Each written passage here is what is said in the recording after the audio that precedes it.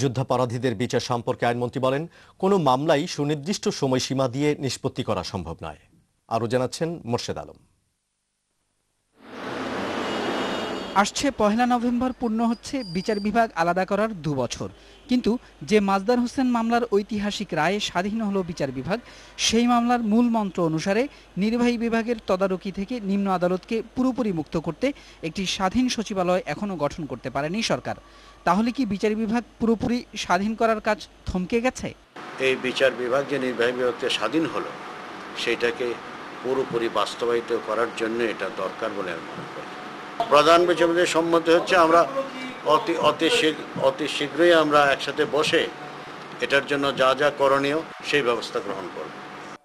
আইনমন্ত্রী জানান, নিম্ন আদালতের বিচারকদের বেতন ভাতা ও অন্যান্য সুযোগ সুবিধা বাড়ানোর একটি সুপারিশ আইন মন্ত্রণালয়ের পক্ষ থেকে অর্থ মন্ত্রণালয়ে পাঠানো হয়েছে।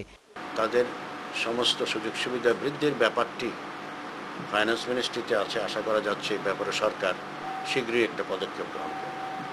এর আগে যুগ্ম জেলা ও দায়রা জজ এবং যুগ্ম মহানগর দায়রা জজদের জন্য বিচার বিভাগ প্রশিক্ষণ ইনস্টিটিউট আয়োজিত দিনব্যাপী এ প্রশিক্ষণ কর্মসূচির উদ্বোধনী অনুষ্ঠানে অংশ নেন আইনমন্ত্রী। অনুষ্ঠানে তিনি বলেন, বিচার বিভাগ পুরোপুরি স্বাধীন না হলে আইনের শাসন প্রতিষ্ঠাও সম্ভব নয়। মোর্শেদ আলম, দিগন্ত টেলিভিশন, ঢাকা।